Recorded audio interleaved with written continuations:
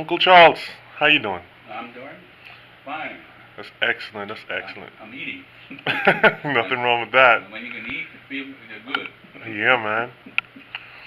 What I want you to do right now is for the family, just fill us in a little bit of history. I know later on during the banquet we're going to get in some history, but then it's going to be a little formal. You know, a little laid back now. Your mind is a little clear. You don't have to worry about getting on the dance floor. You got a little bit of food in your stomach. We got no place to go because you locked yourself out the room. Talk to us a little bit, man. Growing up as a Oemler child. Oh, you want to know about a little bit about growing up from the grandfather's side? Uh-huh. As a child coming up. As a child coming up, well,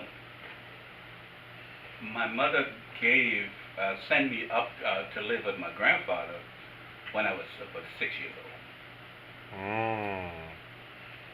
And I think he had just gotten married to his second wife because his first wife had died. And he married to a young lady that lived across the property line called, her name was Iris Swan. And then there was the Oemler family, and there was the Swan family right next door to each other. And my experience with them was my grandmother, we call her Iris grandmother, because that was our only grandmother that I knew. But she took me in, and I used to go in the field together, walk with no shoes on. It was hot. And my two aunts were still living with my grandfather. So was my grandfather, Iris, which we call grandma, and there was auntie, which passed now, and dog. There was young people then. It was about around 1920 years old. But my aunt was the dog. She was a school teacher, and my aunt, which was Enid and Janet's mother, we call her auntie. She was a maid traveling to the capital, Antwerp, doing maid work for the pastor of the Baptist church. So she wasn't there for, she was off and on, And my experience with growing up with them was, you can say pretty fair. Of course, Halbert came. We had my aunt Rosetta, which is Halbert's mother. Mm-hmm. She had Halbert and Dale, to make it right. Yeah, Halbert. I was Halbert first. Mm-hmm. And I don't think she was married then.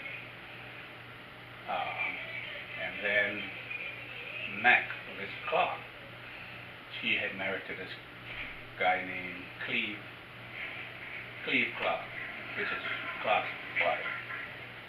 And we just about grew up together, me, Halbert, and Clark. I was the oldest.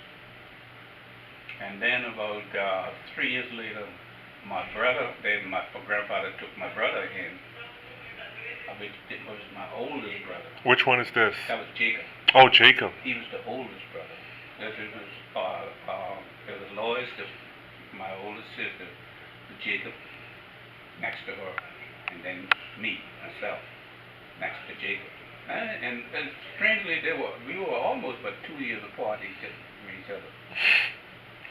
But Halbert and Dale, Mac, we just about grew up as like brothers together. And then, of course, separated. I came to the Bahamas, and then Max stayed in Turks. yeah, well, Harbert followed, Mm.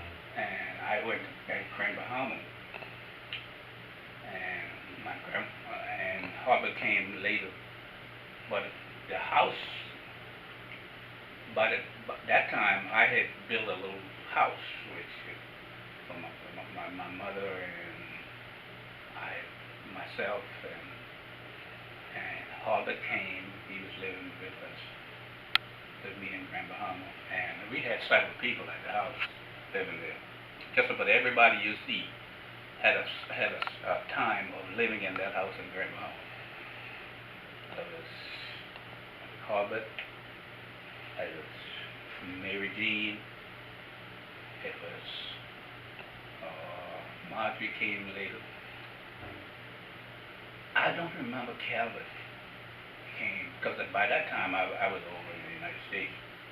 I came. But get back to the time that growing up with my grandfather, he was a very nice person, man. Nice man. That's the only father that I knew time growing up, and that's the only one that Harbert knew growing up.